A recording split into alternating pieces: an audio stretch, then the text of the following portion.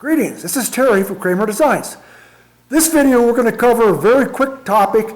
It's how to choose the right tripod for your application. Number one, I'm going to eliminate a big part of the hunting crowd. If you're an archery hunter and you're looking for a lightweight solution for putting binoculars or spotting scope or iPhone or GoPro on top of, there really is, it's an easy decision. It's the GranitePeak. The GranitePeak is a dedicated tripod. The three legs all join to a common apex of the pyramid, and that is what you'd want if you're an archery hunter.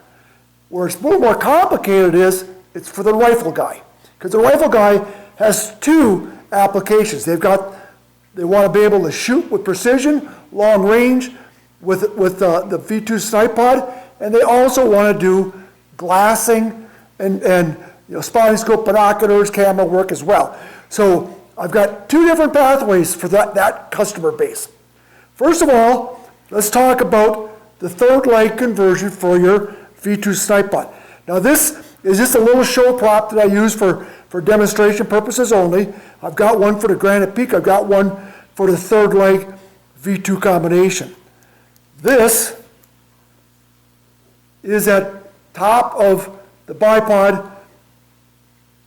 This is the third leg. And what you have here is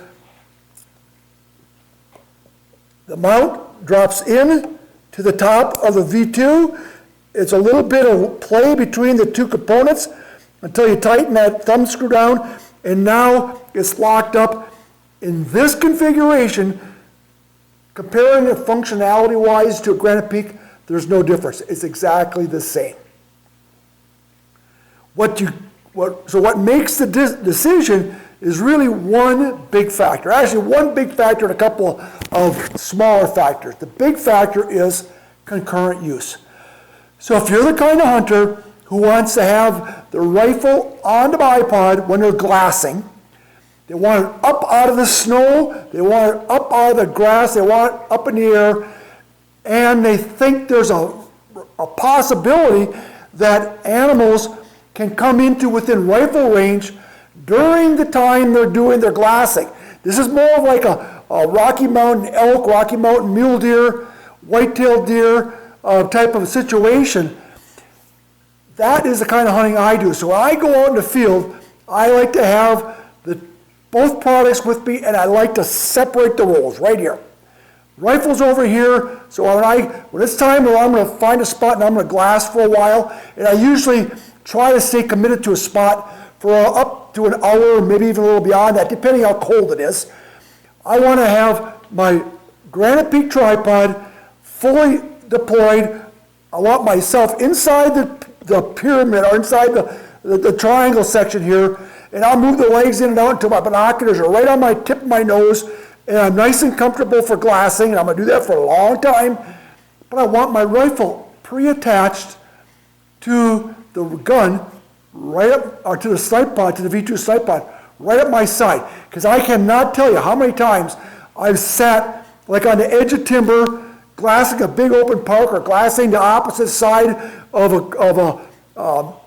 gully or a cirque, and in the middle of my glassing, right there, 300 yards, here comes a herd of elk, or here comes some mule deer come straggling out of timber. So I want to be able, with as little motion as possible, just pick up my tripod, move it off to the side, pick up my gun, and be in position to pull the trigger. That is not the situation for a sheep hunter, a goat hunter, somebody who wants high alpine, ibex, tar, chamois, those kind of animals. The time between glassing and shooting is significant. It's usually measured in hours, if not even in some cases half day or next day kind of thing. So those kind of hunters always have enough time to take the third leg out of the tripod equation and put the V2 back on the rifle for making the final approach on a shot opportunity. Those kind of hunters also appreciate the little bit less weight involved. And I'm going to show you what I'm talking about right now. Let's compare a V2 bipod with the third leg. And to make this a very apples to apples comparison, I'm going to put a head on top of that third leg. First of all, I got my other camera recording here. You can see the bipod, the V2, comes in at about 4.4, 4.3. The third leg, and to make it a really good demonstration, I'm going to put this nano head on top. Now the nano head is covered in more detail in a separate video, but this thing is an absolutely amazing piece of technology. It goes on top of either my third leg, which I'm doing right here. I'm going to get a close up here so you can see what I'm doing. Get the thread started. Okay, right there. And then at the very end, you take a 1/2-inch wrench and just snug it down.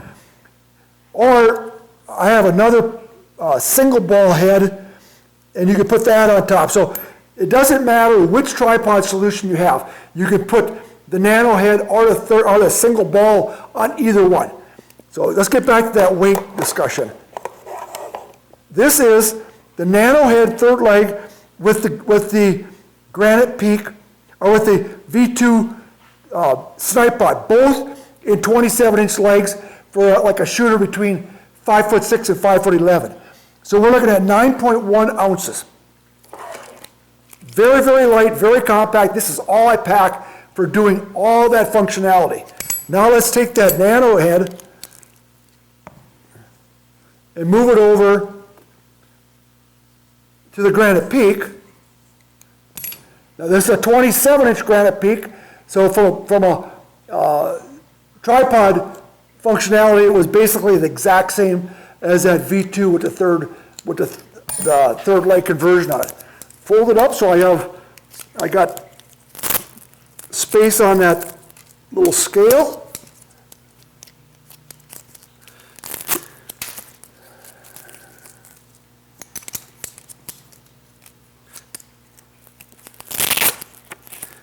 And now we're going to compare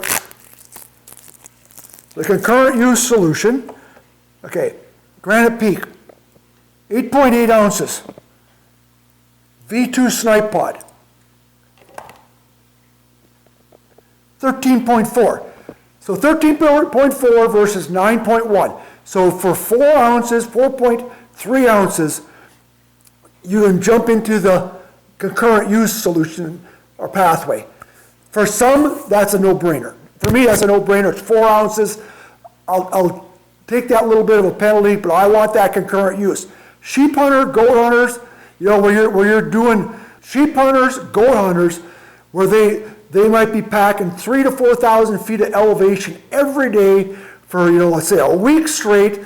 And once they're at elevation, you know, they're going for miles and miles and miles. And then when they get to the top and they start glassing, they find out that the ram that they really want to go after, he's on the next mountain range. And it's like another day to get down, get back up, relocate that ram, and make your final approach. These folks always, it seems like they always err on less weight, less bulk. These are the kind of people who cut the handles off of toothbrushes, you know, and they live in bivvy tents. They're the extreme alpine hunters.